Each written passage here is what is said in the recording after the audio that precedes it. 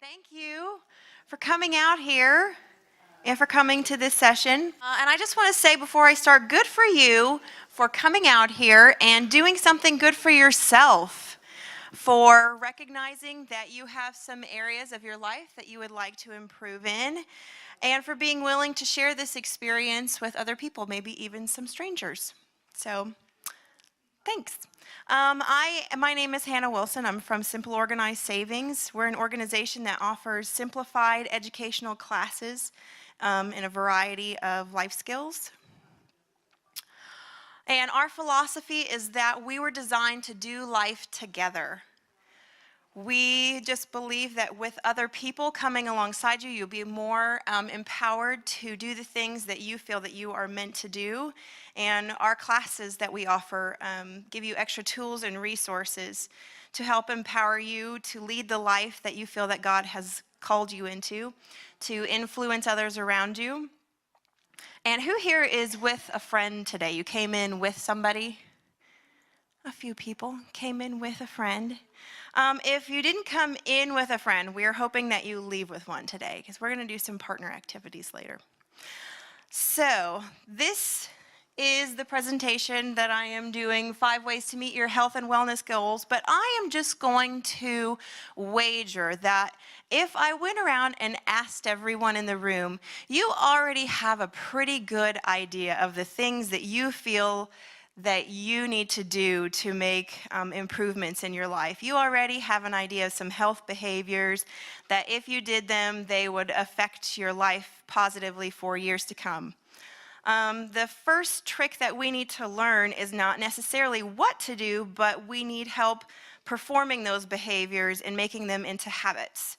Most people don't need to be told to eat more vegetables and get more sleep. Right? We've heard that one quite a bit. We already know that. We just need to start implementing those behaviors. So you are going to get a lot of good health information this weekend at this conference, and I am hopefully here to help give you some health inspiration to take the things that you are learning this weekend and implement those into your life. So the first question that I want to ask you is, what inspires you? I want you to really think about that for a minute because we're going to keep coming back to that point. What is it that inspires you? What image of yourself do you have as a healthy person that it is that's driving you to even want to come to something like this? If you thought it were impossible to make improvements in your life, you probably wouldn't even bother to come this weekend. So we're going to look at making some of those things a reality.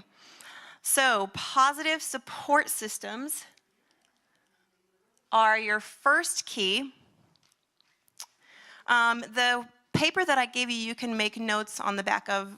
Just keep the other side until we get to that at the very end.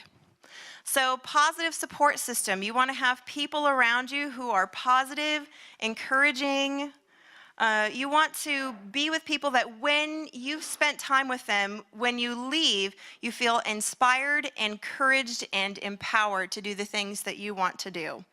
These are people who will propel you toward your goals. They say that you are most like the 5 people that you spend the majority of your time with. Think about the things that are going on in the lives of those 5 people. Is that something that you are desiring for yourself? Do you see things in those people that are goals that you would like to attain? Hopefully so. Being accountable to someone is another thing that really can keep you anchored to your goals. When other people know what you're wanting to do, when you spend time together, they can encourage you and remind you and say, oh, I was thinking about ordering dessert, but I know that you're fasting sweets right now, so I think we'll just skip that and I'll eat some cookies when I get home or something. You know, you want to be with people that know what your plans are for your life and why you've chosen those things, and they will help you. And have regular check-ins with those people. Whoever it is that you want to be accountable to, you should make time to meet with them. That way you can help each other maintain your goals. That's why a lot of these health programs nowadays are using accountability groups like Jenny Craig and some of the other ones, I don't remember. But they're using systems where people go in and they connect with other people, they get to know one another, they all have similar goals, and they talk about how each of them has had success or maybe setbacks during the week, and it encourages them to keep going forward. SMART goals is your second one. This is something that you do to set yourself up for success by making goals that you can actually achieve.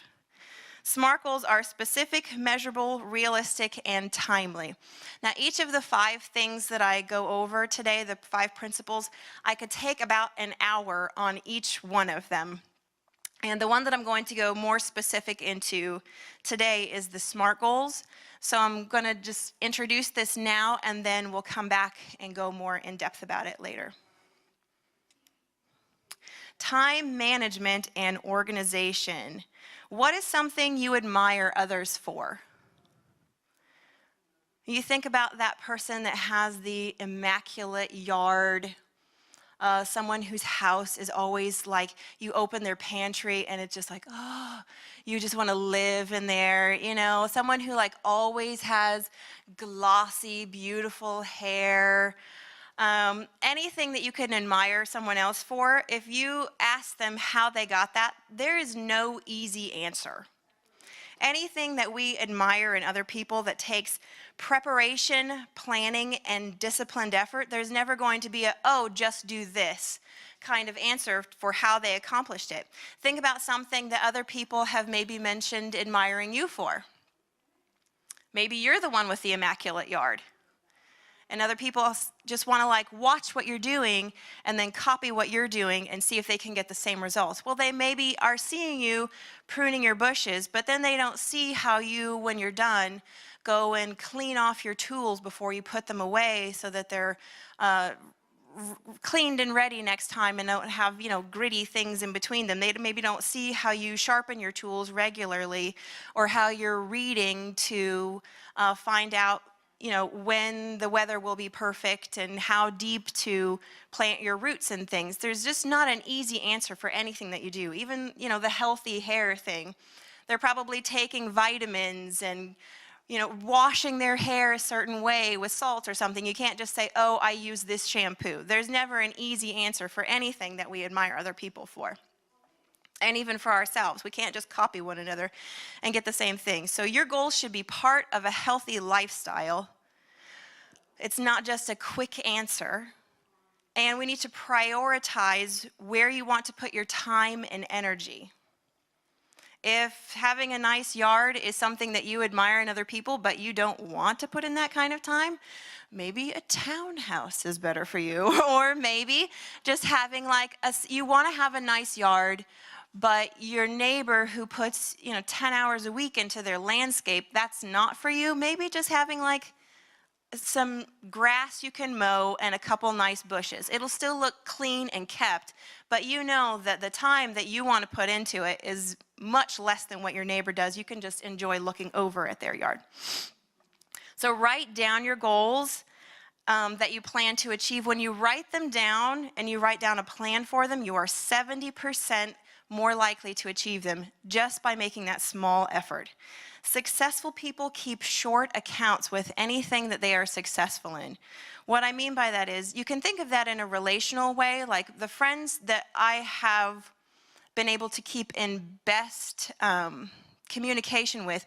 We check in with each other regularly, just how we are, but then also, if I make some kind of joke about how, you know, whatever their hair looks that day and they don't quite laugh like I thought they would, I'm going to go like right then and say, oh, I'm sorry, I didn't really mean that, you know, in a negative way. I was just, you know, joking or whatever. You know, you can do that with your spouse the same way. You kind of make those little comments here and there about, you know, I noticed you didn't put that away. And then, you know, whatever it is, you want to keep a short account. Like, don't let that be something that maybe someone would let build up over time. And even going up and saying, you know, hey, are we okay, is all right. But if I know specifically something that I might have done, it would be better, instead of going up to my friend and saying, hey, are you all right? Are you mad? Saying, hey, I'm sorry that I made a comment about your hair. You actually look really nice. Let me just fix this little thing for you. Whatever it is. But also, that works with our homes.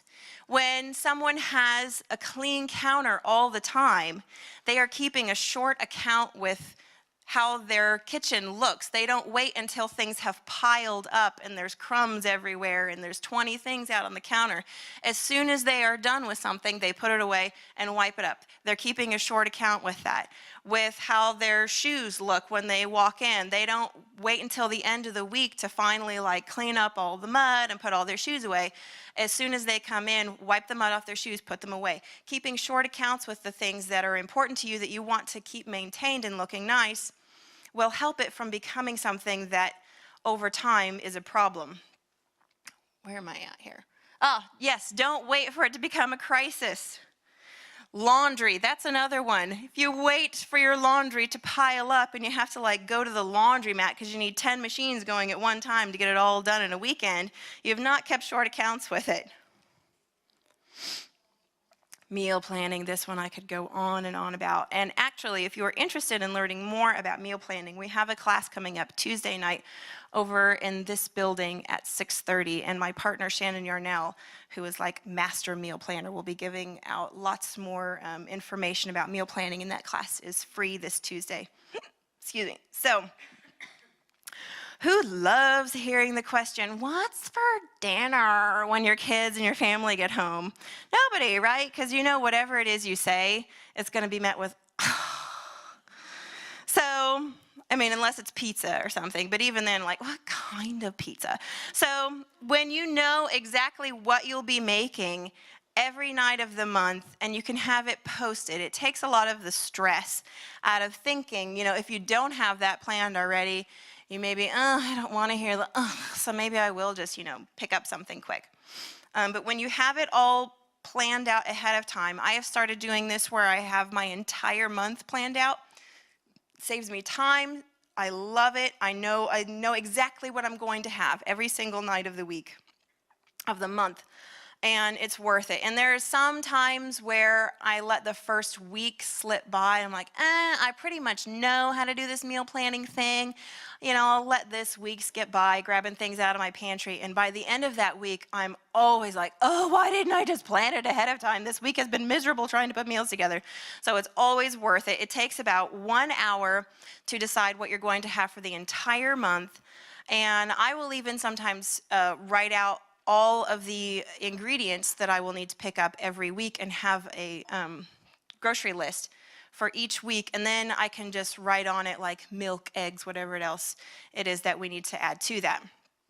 So if you'll set aside 1 hour a month, plan out all of your meals, and then if you have 1 hour a week that you can do things to prepare for the meals for that week, like throwing in a whole casserole dish full of chicken, cooking it all at one time, and then just breaking it up during the week. Or if you're planning to make rice and quinoa, but like that 15 minutes that it takes to make rice is like so just make it ahead of time in that 1 hour and then have it ready, and then you can just pull it out either from your freezer or from your refrigerator, and it's just ready, and then you're just putting things together and putting it out there. And then it just feels like such a weight and an accomplishment.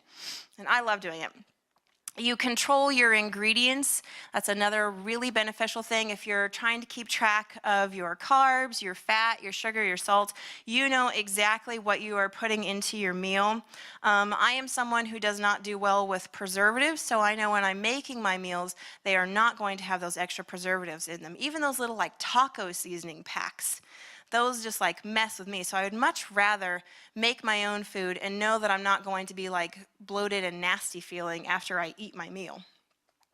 So you save on time and money and stress just from this one thing. The power of routine. Outer order contributes to inner calm to like a weird degree for a lot of people. Like just a little bit of chaos in the room can really wreck your mind, your day, where your thought process is going. So having your outer system calm and everything where you know it is, especially like when you're home or in your workspace, can lend itself a lot to how productive you are during the day. Small gestures, just like making your bed, can give you a surprising boost in your energy and cheer to your entire day, just from starting off your day with something really positive like that. Simple, manageable daily routines, just like setting out your things in the morning that you know that you'll need to set yourself up for success. You're already being your friend for the day, getting yourself ready. Especially if you are not a morning person, I think that this is very helpful. The night before, you're already up anyway, so you might as well get some stuff ready for tomorrow. Set your clothes out, program your coffee maker before you go to bed, and then when you wake up, you know that you don't have to do those things. They'll just be there waiting for you, like you have a valet or something. Like it's all just there. And then if you are a morning person, you know that having that extra time before you need to go out, having your things that you know that you will get to do in your day before you have to head out is just very calming. So you want to make simple, manageable daily routines. These small details, these micro details, are the macro building blocks towards our goals. It's the little things that we know we should be doing, like drinking water and unplugging. We know we should do those things, right? But we need to put them into our schedule somehow so that we're actually doing them. If we can find ways to insert healthy habits into our routine, it's a lot easier when you already know what your patterns are. So say that you're wanting to start running, if that's a goal of yours. Our big goals can sometimes feel so far and out of the way that instead of inspiring us, they lead us to inactivity. It feels like, one day I'll have the inspiration and I'll start doing it and then it'll just happen. But really, we know that unless we take the action ourselves, it won't happen. So take a look at your usual routine. What do you normally do during the day? And you want to start running. You need to decide when the best time in your day would be to take a little run. Knowing your normal patterns will help you to figure out when this will be. If you know that when you come home from work, you go sit down at your couch and watch your favorite TV show, what you can do is set your running shoes right there by your remote in your chair, and as soon as you get home, you head to your normal spot that you go to, but you see your shoes. You put your shoes on, and then you go for a 15-minute, 10-minute, even a 1-minute jog if you're starting out, just so long as you put those shoes on and you get outside.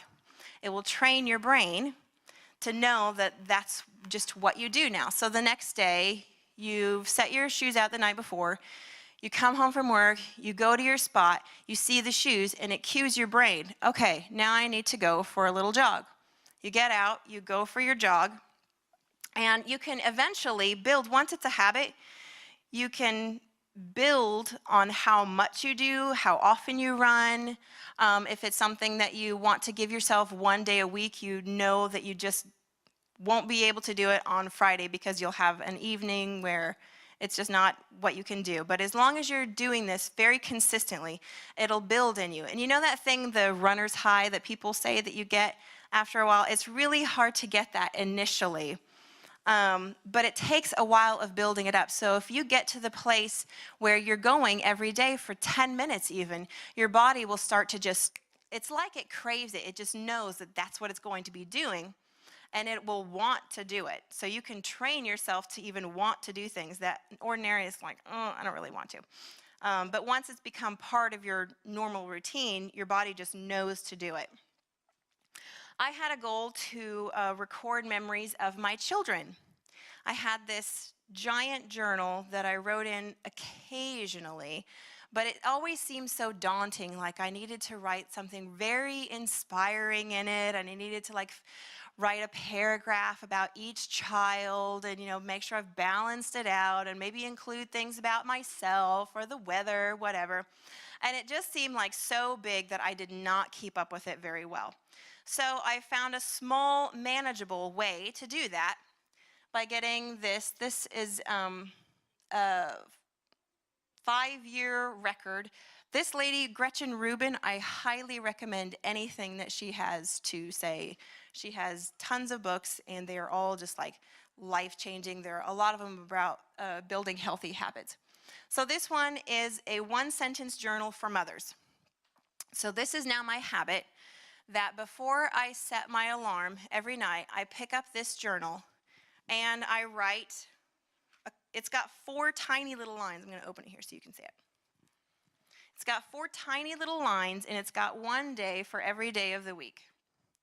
So here I pulled one out, and November 11th, is this the one I'm wanting? Oh no, Lydia and Bear teaching Magnus jokes. Magnus's joke was, why can't you put your bones in the fridge? Because they're in your body, and then you couldn't move. You know, like, it's not anything so inspiring, but it's cute, because, you know, that's his thing that he wanted to say. I would never remember that if I hadn't written it down. And then she also gives these little quotes at the top that can be like a prompt. So the one for this day says, if you don't know what to do for fun, ask yourself, what did I enjoy doing when I was 10 years old? An activity that you enjoyed as a 10-year-old is probably something you would still enjoy now. Well, how many of us remember what we liked to do when we were 10 years old? I don't know if I know. So I happen to have a 10-year-old, so I wrote in here what she likes to do. So one day I'll be able to look back, maybe if I can find this, and see. And it says my 10-year-old likes to bake, draw, she makes gifts, plays chemistry, grocery store, spa shop. She is a server, a giver, and a creator. So now when she's 30 and she's maybe done having children and gets to find out what she likes to do with her life again, and she's like, Mom, I don't even know who I am anymore. I can say, well, let me tell you what you liked to do when you were 10, and maybe you would still like to do those things. So that was one way that I found to just make it so easy, and now I've been doing it for about 6 months. There is occasionally a day where I will skip because it's a snow day and we're completely out of routine. And then I've got a few extra days in there where I've got blank, but then I just like go back, and if I have too many things for one day, I'll go back and write something else in those days because I need extra space. But otherwise, I'm going to have 5 years at the end of this of records of just little cute things that my kids have said that otherwise I just wouldn't have done because it was just too big of a task. All right, click. Okay, so now we're on to SMART goals.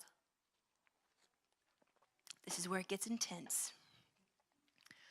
Okay, so SMART goals are smart, measurable, attainable, realistic, and timely goals. You want your goals to be specific. You want something that you can actually pin down as an activity. I want to have a hot body. That's not a specific goal. I want to be in size 8 jeans. That is a goal.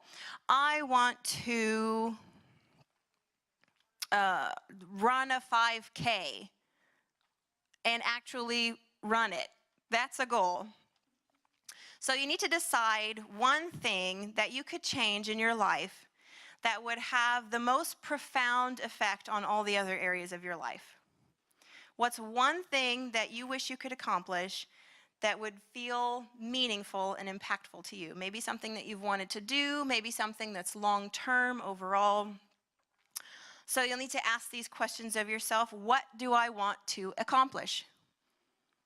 That's your thing, your goal. You need to pin it down. Who's involved? Is your family going to be involved? If it's to become a runner, you could have your family start going with jogs with you. Is it something that you can involve your spouse in? If you're wanting to change your health habits, you'll probably need to involve your spouse and family at least to some degree. Maybe they want to join in. Maybe you can enlist a friend to go to the gym with you. Or maybe your goal is to eat healthier. You have pre-diabetes or something, and you have a family member that has a similar situation, and the two of you want to team up to work on that goal together and share your information. Remember, we want other people with us, so find who is going to do this with you. Where? What's the location? You want to meet someplace twice a week? You need to write that down. That's part of your plan. Establish a time frame. Identify requirements and restraints. Why? This is your sandwich. Your what and your why are like the bread that are holding everything else in. What are your specific reasons? What's the purpose? What benefit will you get by accomplishing this goal? When you are waking up at 5:30 in the morning and you are not a morning person, you will want to know why you are doing this. When you are out jogging in the cold and the rain, when you are going places that you don't want to go and meeting with people that you don't want to meet with and putting yourself through situations that feel stressful, you will ask yourself, why am I doing this? And you will want to already know the reason and probably have it written down a few places to remind yourself, because that is not the time to think of that answer. You want to know it already. Your goals need to be measurable. You need to determine if your goal is measurable by asking questions like, how much time, how much money, how much driving am I going to have to do to accomplish this? How many? How will I know when I've actually accomplished it? You've got to have a way to measure your goals to see where your progress is, or it'll feel like you've never accomplished anything at all, and maybe your friends around you will notice it and can say something about it. Part of keeping accountable, but if you don't have any sort of benchmarks, you'll never know, and then it feels discouraging. Attainable. Is the goal actually doable? Within your reach? Can you accomplish it without getting exhausted? If you are making everyone else around you miserable, you're not getting enough sleep, you might need to fine-tune your goal and make it something that fits more within your means and your lifestyle. This isn't a race, this is a marathon. We want to go long-term with this. So make it something that you can actually maintain. Will accomplishing this goal fit within your lifestyle right now? It's time to get honest with it and think about it. Is it realistic? The goal must be an objective toward which you're willing and able to work. Be honest with yourself. You know what you're willing to do. Examine what your motives are. Maybe you've already thought of reasons why you aren't doing this. Why aren't you doing this already if it's something that's important to you? I had a friend who knew that she was supposed to write a book. It was prophesied over her. She's known it in her heart for years. And we talked through some of the reasons, or some of the ways that she could make this happen for herself. And there was always a little excuse for everything. Oh, that won't quite work for this reason. You can work on it when you get home. Oh, I'm just so exhausted when I get home. You can do it in the morning when you get up. Oh, it's so early. And then when we finally got down to it, her reasoning was that she knew once she wrote everything out, got the work out there, other people would see it. And other people might criticize it. And that was actually the reason that it was not happening. Are you willing to get this out there, make yourself vulnerable, and make this happen? If you feel like you are supposed to write a book, maybe it's a book that you just publish for your grandchildren then, if you don't want the rest of the world seeing it. Maybe you can use a pseudonym, something. Find out what your reasons are. Is your goal relevant for you to be setting at this point in your life?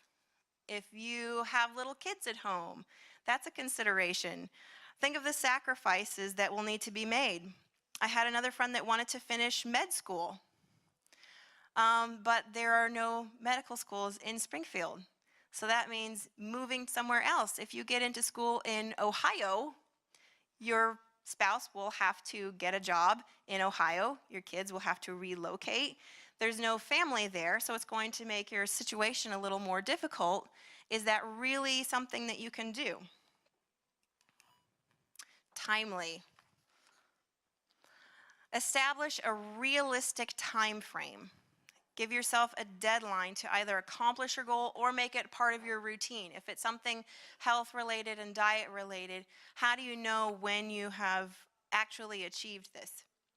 Set some benchmarks to measure your progress. If you want to write a book, how many chapters do you want to have done by this date? And keep accountable to others. All right. So now it's time to write. Grab the little paper that I gave you.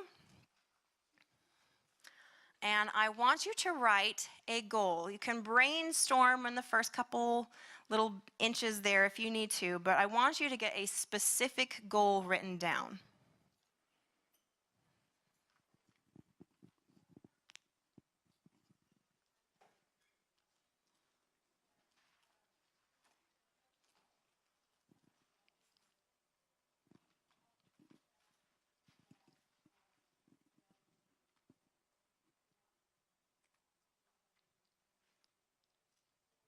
What is that one thing that you kept thinking about while I was talking? What was the one thing that inspired you that I asked about earlier?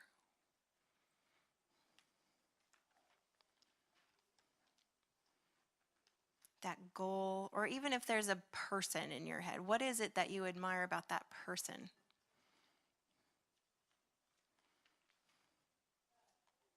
I achieved a goal the other day. I made it out of Target with one bag. Oh man, I felt like that lady.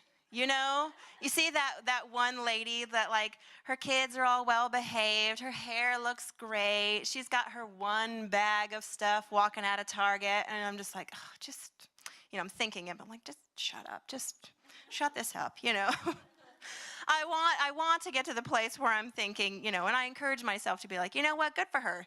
She obviously made a list. She came in prepared. She gave her kids snacks before they got to the store. She didn't have to bribe them with anything. And then as we're checking out and I'm getting my 3 items that I managed to make it out of Target with, the person in the aisle next to me has the kid that like has the tablet and the bag of cookies and they're like melting down. But I saw she had like 2 carts full of stuff. So, I mean, you're kind of asking for it. And then my kids are both like just kind of looking over at that kid and, like, oh man, I did it. I achieved it. I'm that lady today. Not to put any condemnation. I mean, when you're getting 2 carts full of stuff, I'm like, oh, by the time I'm coming out of Target. But just like being prepared, that was really the goal that I accomplished. Was I came to some place with a list and I stuck to that list. And we got what we needed, we conquered it. Everyone was still happy when we left. Like that was just a little, not even a goal that I even ever wrote down for myself, but it was just like I nailed that one. Okay, so if you have your goal, I want you to identify an obstacle that you think is keeping you from moving forward with your goal. Are you limiting yourself to a lack of equipment or special needs? You can only work out at the gym, but it's always too crowded or too early or expensive. Are you doing too much research instead of taking action? Endlessly asking questions and never deciding and then just giving up. Are you doing something to sabotage yourself? Do you have a goal of giving up sugar, but then you buy those cookie-scented candles? Don't do that. That is self-sabotage. I could, be fresh out of a Thanksgiving meal, not hungry at all, and you light some pumpkin pie candle, and man, I gotta go back for more now. Don't search and wait for the perfect answer. It'll leave you paralyzed. Forget perfect. So write down 1 or 2 things that you think are keeping you from accomplishing that goal. What are your obstacles?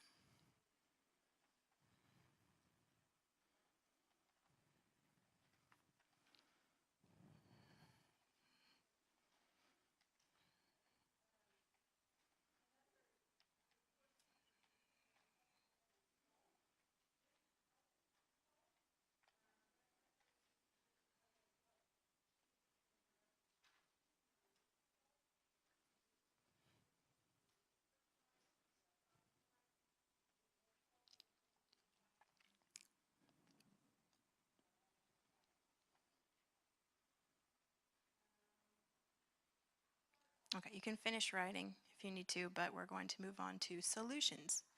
So here is your opportunity to be brave and share with others who are also on this health and fitness journey. I want you to see how you can be a benefit to others and how they can benefit you. And get with a partner, maybe 2 people, and share your goals and your obstacles and see how you can help each other out. See what solutions they have. Try to come up with 2 or 3 solutions and ideas for each of you on how you can get around your obstacles. We'll take about 10-15 minutes and then we'll come back and share.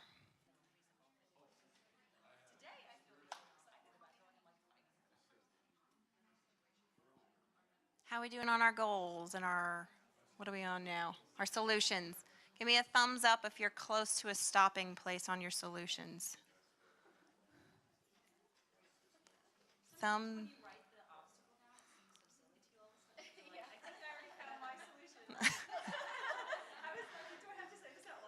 How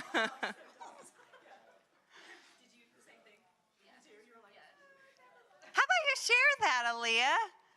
You want to share it? All right. Sure, whatever your goal and then what you came up with for your solution. You don't have to say your obstacle if you don't want to. Oh, well, that all goes together. Yeah. Well, I was just saying that my obstacles when I started writing them down seemed so silly that I was kind of embarrassed to share them. But my goal for a while has been to get down to 120 pounds, which is the healthiest weight really for me with my height. I have lost 10 pounds in the last week and a half, so yes, but I've still got a ways to go. So my obstacles were that I don't have time to exercise, that I don't have the proper equipment to exercise because I don't have time to get to the gym, and that I love sweets. So I had already come up with my solutions before Robin and I even started talking because the obstacles are kind of so dumb. I could do 3 times a week.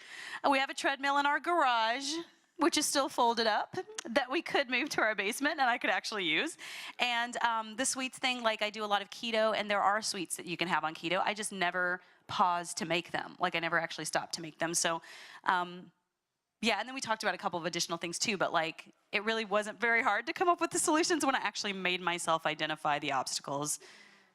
Yeah. Yeah, it's so Aaliyah to like already have her own solutions ready. That's awesome. And you could even use your treadmill and make one of those awesome treadmill desks. Have you seen those? Where if you can figure out how to like type and jog at the same time, it'd be like, probably a like brain boosting skill to have different parts of your body moving and like focus and read. I don't know, it'd probably make me sick. Okay, anybody else want to share? Be bold. Yeah, here. Okay, do you and then do you. Well, my goal is to gain more physical fitness for my worship dance, since that's my calling in the church. And actually, part of the solution for it, what had already been talked about when you talked about the shoes, and my stuff to get it to the gym has been in my trunk for like a month. So, and then she's like, well, maybe you need to move it from the trunk to your front seat. And so I'm like, yeah, that's actually a pretty good idea, because I would be looking right at it when I get off work. And I mean, I have really no excuse. I told her, there, honest to God, no excuse other than I'm just self-sabotaging myself, giving myself reasons to not do it, because I had succeeded once and then fell off the wagon, and then now I don't want to do it because I'm stuck at square one again.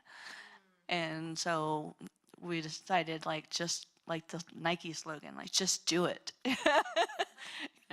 So, and that's what I plan to do, is just do it, and I'm gonna move the stuff out of my trunk and into the front seat. Maybe you like can't even get in your car until you've got your shoes on or something. Like, you just know it.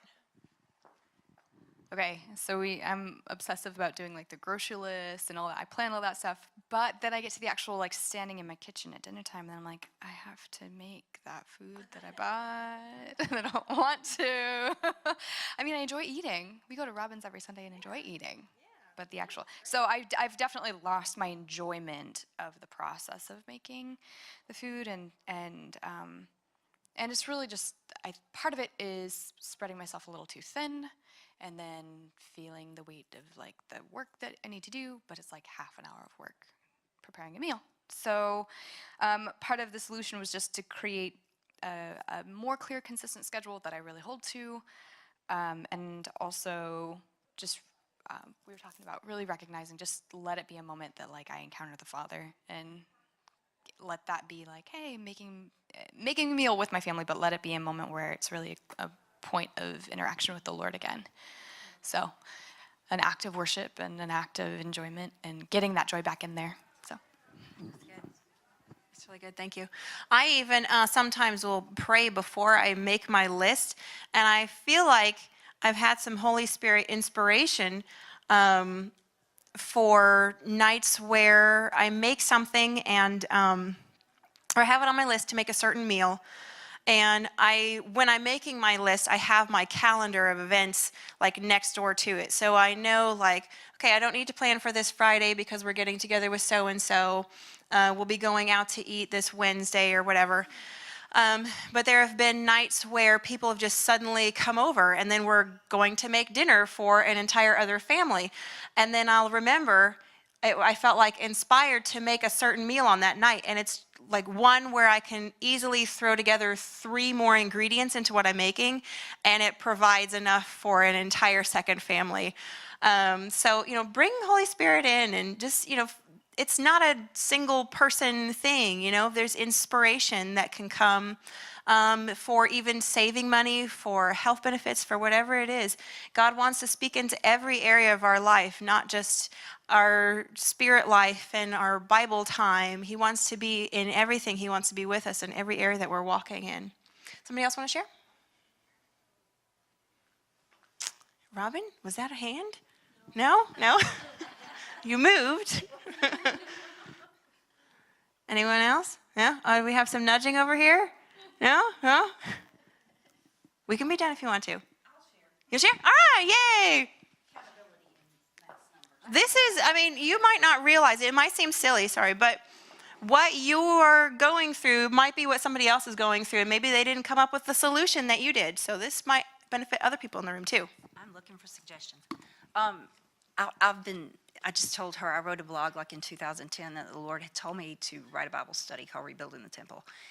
That was in 2010. I've written about 10 other posts on writing that and how I have not done that. And it's the obstacle is just the all or nothing thinking. And I loved what you did with the 2 sentences.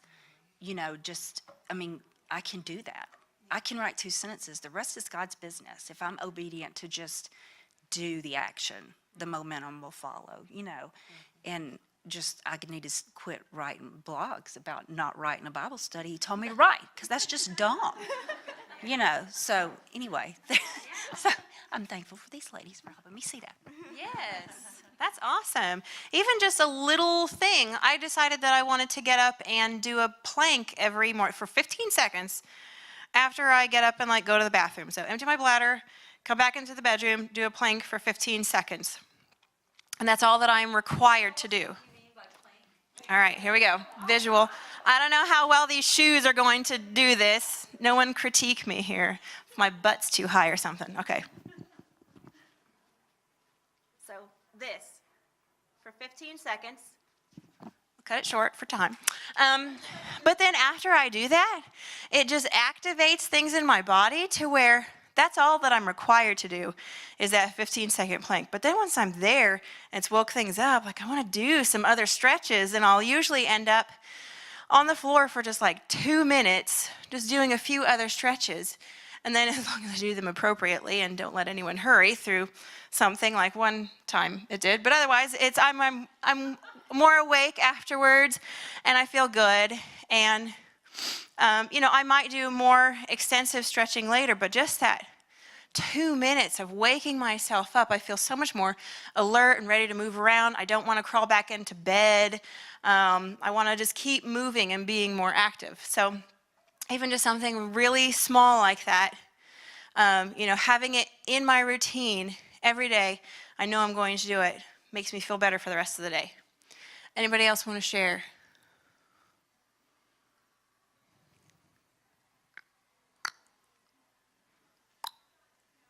All right, we'll wrap up. Make it a plan, put it in place, stay accountable. Thank you so much. If you want to come and share anything with me now that we're done, maybe talk some more and get some more solutions, we can do that. Thank you.